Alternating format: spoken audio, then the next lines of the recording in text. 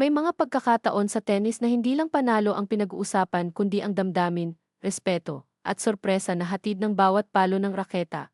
Isang gabi sa Philippine Women's Open, isang veteranong German tennis star ang nagpakita ng galing, diskarte, at puso sa harap ng masiglang Filipino fans, si Tatjana Maria, 38 taong gulang, World No. 42, semifinalist sa Wimbledon 2022 naging highlight sa torneo, hindi lang sa panalo, kundi sa pagbati at pagkilala sa Filipino hospitality, isang laban na puno ng tensyon, pawis, at emotion. Watch this video till the end, the final moments change everything. And comment below what you think. Kilalanin natin si Tatjana Maria, ang top seed at German No. 1 sa Philippine Women's Open, 38 taong gulang, veterano sa kani. May karanasan sa pinakamalalaking tournament sa mundo. Kabilang ang Wimbledon semifinals noong 2022.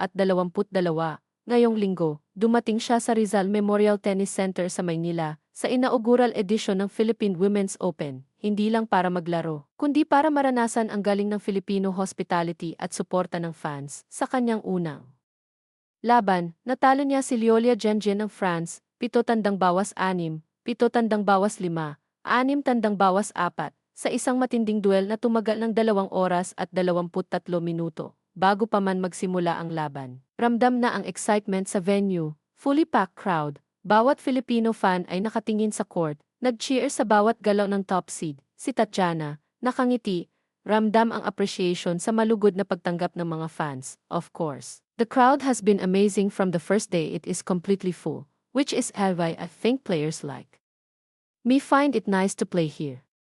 Sa bawat point, bawat rally, ramdam mo ang intensity at respeto sa pagitan ng dalawang atleta.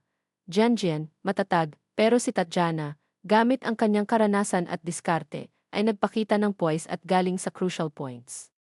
Ang laban ay hindi madali. Knew it was going to be a tough match because I have played her already few times. She is a strong player, too.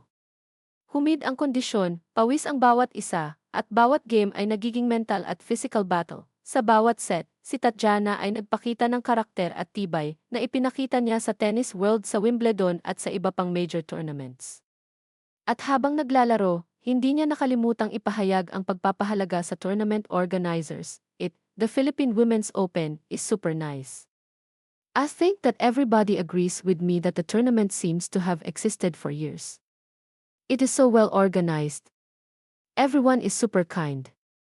Ramdam ng mga fans ang genuine na pasasalamat at respeto ng isang top player sa Filipino hospitality. Ngayon, si Tatjana Maria ay haharap kay Tatiana Prozorova ng Russia, isang batang racing star na nagpakita rin ng impressive skills. Matapos talunin si Kayean Emana ng Pilipinas, 6-1, 6-0, ang duel na ito ay magiging matalim, mabilis at puno ng tensyon. Veteran experience Seth youthful agility strategy Zes raw energy pressure ng crowd sa sariling karera sa halip na magpaka-intimidate, si Maria ay nagpapakita ng determinasyon at poise. Alam niyang bawat galaw ay may malaking epekto sa kanyang tournament run para sa fans. Ito ang pinaka-nakaka-excite na bahagi, isang classic showdown ng experience laban sa youth, na magpapakita kung sino ang magpapatuloy sa quarterfinals. Ngayon, si Tatjana Maria ay may pagkakataong ipakita ang kanyang resilience at galing sa court, habang si Tatiana Prozorova ay handang i-challenge ang top seed. Para sa fans, puno ng excitement at curiosity ang susunod na laban. Maaari ba talunin ni Maria ang Russian racing star? Paano magre-react ang crowd sa dramatic match na ito? Sa tennis, tulad ng buhay, hindi lahat ay predictable. Hindi lahat ng panalo ay madali at minsan, ang pinakamahalagang sandali ay yung ipinapakita ang respeto, sportsmanship, at pusong atleta.